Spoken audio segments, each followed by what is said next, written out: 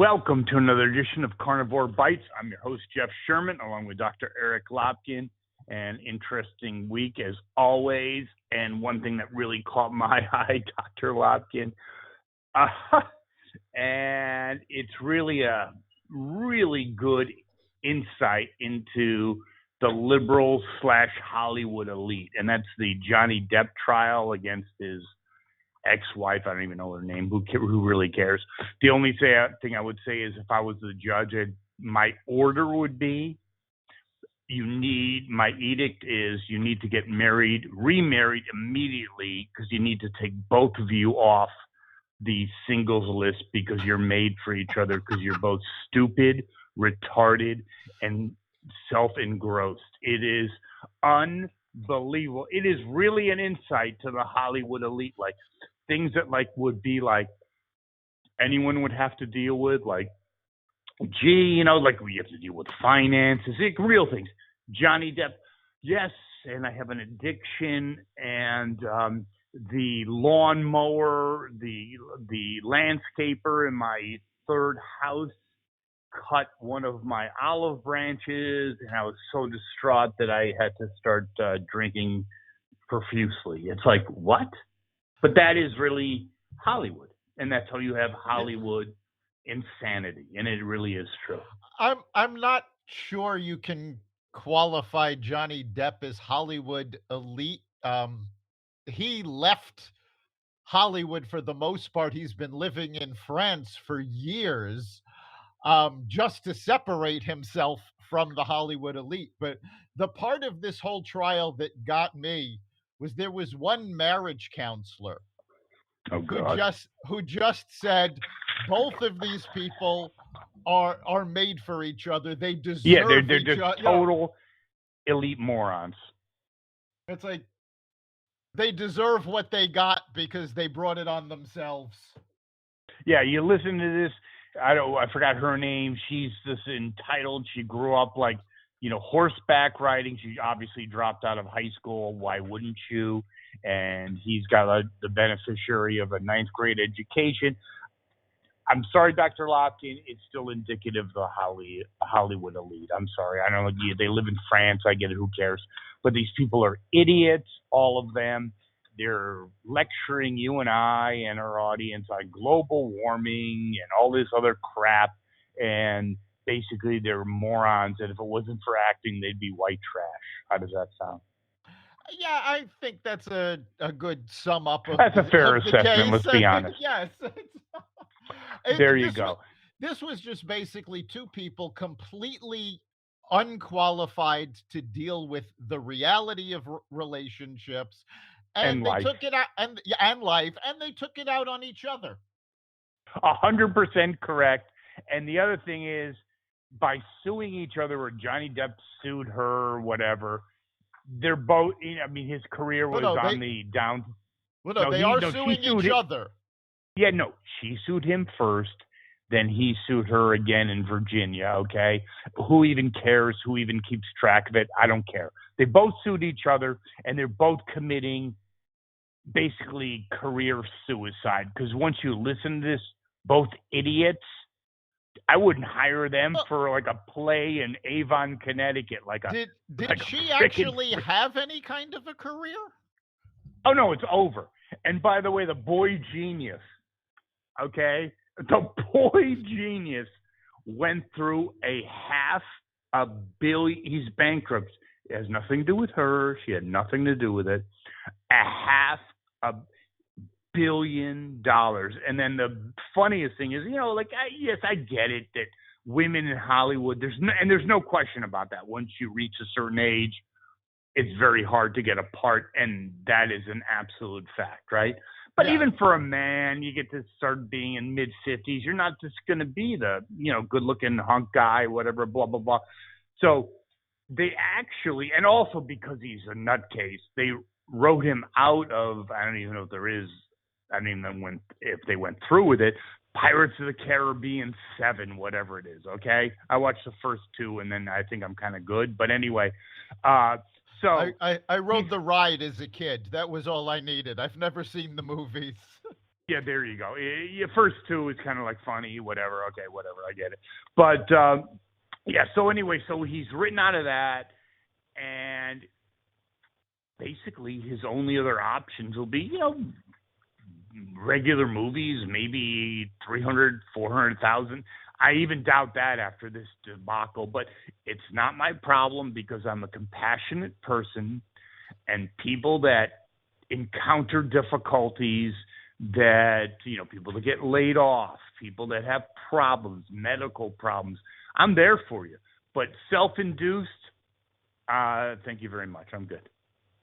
Yeah, but you know what? I don't know that this really is going to be completely the end of his career. I mean, take a look at Hollywood's history. Mel Gibson came back from anti Semitic drunken rants. Eddie Murphy came back from hiring male hookers. I mean, apparently the only crime that you can commit in Hollywood that will really destroy your career is being a conservative. Being a conservative, but also, I'm sure he pissed off a lot of people, and I'm sure he was a prima donna. And my prediction is he's done. I'm sorry. I agree with what you're saying, but I think Johnny Depp, you had to make so many accommodations. Blah blah. I wasn't there, obviously, but you're like, check please. He's 55 years old. He's like a bloated alcoholic. Check, please. Done. He'll do some stupid, maybe some TV movie like Barnaby Jones remake, whatever. It's over. So we'll just move on from that. Who really gives a shit, to be honest with you? But here's okay. So you have the crazy, and then you have crazy plus. And I have been around the block, and I've never seen, never, a president, Joey Biden, he gets to a point where a bunny, who is actually one of his handlers, usually it would be a college kid, maybe a Georgetown person, and that's your, kind of cool thing to do. You're trying to make your way into politics, and you're going to be the bunny at the Easter event at the White House. But no, it was a handler, and as soon as he got some questions, they pushed him away. Is that scary to you, Dr. Lopkin? Because it's friggin' scary to me. How bad does it have to get when you're the president of the United States and questions to you are being interrupted by a guy in an Easter bunny costume? It was a woman, actually. I thought it was a guy. It doesn't make it's no big deal. Whoever it was. It makes no difference. I get it. But it's one of his handlers and I saw another thing is, to that point, is today he was in New Hampshire, and all of a sudden when he goes to the podium, 3 or 4, and I think one of them is the bunny, a woman, walks toward, because you need to. It's getting a little scary, and you can joke all you want. The bunny, I get it, blah blah blah. I heard a good commentary. It's like Jimmy Carter, who's a religious man, is saying, "Thank you, Jesus Christ, for Joe Biden, because now I look like a rock star, a rock star. You look like Elvis, Mick Jagger, and Paul McCartney basically fused together because." I mean, a bunny, it's all good. Every time Biden appears on camera, it just gets worse and worse. I'm sure you saw the footage of him reading the Easter book and the open mic that caught him saying, well, they're not going to let me read. And Jill reassuring him, oh, yes, I'll let you read. You can start off and then I'll pick up with it.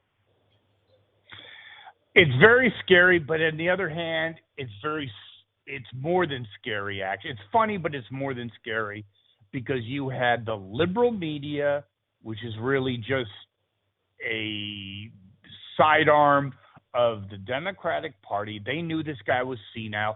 I blame Joe Biden, Dr. Biden. Yeah, PhD in frigging education. Hello.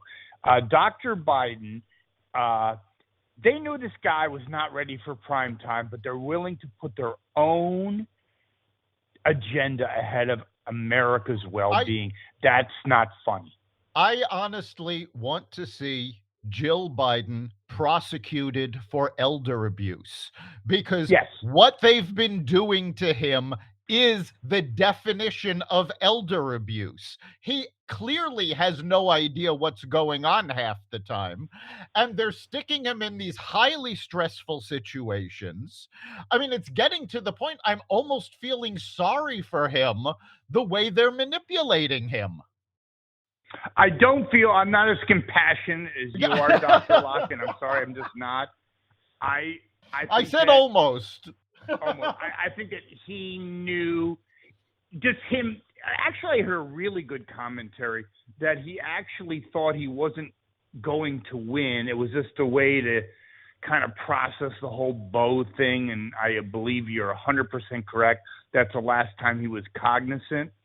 He didn't expect to win, and then certain things like Bernie, who was like literally the Antichrist of humanity, was ramping up. So the whole thing was arranged. He was not ready. He did not do well, even in the debates, in the Democratic debates. But here we have it. But as we talked about, in some ways, it's a gift, because we're looking at a red wave that is unprecedented. The only thing is there's a little bit of turbulence in the senatorial races that may be a problem, but the way I would nail it right now is we're going to pick up, or the Republicans are going to pick up 2 seats, 2 to 3, but 2 is pretty secure in the Senate, and the Congress is like a landslide. Yeah, the Congress is going to be a tsunami. It's going to hit them so hard. The Senate, yeah, I mean, they'll pick up 2 or 3. I might go as far as 4 or 5 seats, which I'll be. But you would agree, Dr. Locke, in 2, correct? Me. Oh, absolutely. You would agree with 2.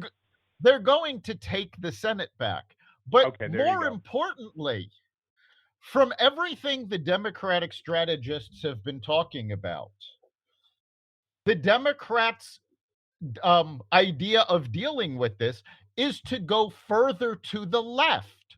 Well, if that's what they're going to do, anything the left puts up, first of all, it won't get past the House. But second, not only are you going to have a Republican majority to deal with, you're going to have Manchin, you're going to have Sinema, there's 6 or 7 other Democratic senators that have been breaking ranks to say, renew Title 42. You can't do all this spending. So, and you can't do the Iran deal, Manchin said. Right. They're stopping the Iran deal. So there are 5 or 6 Democrats who will still be in the Senate. They're expected to some of them aren't up for re-election, some are expected to win easily. So assume you've got 53 Republicans, then you've got 6 Democrats that are sick of the left's bull. You're talking about a complete change in the way we're governing.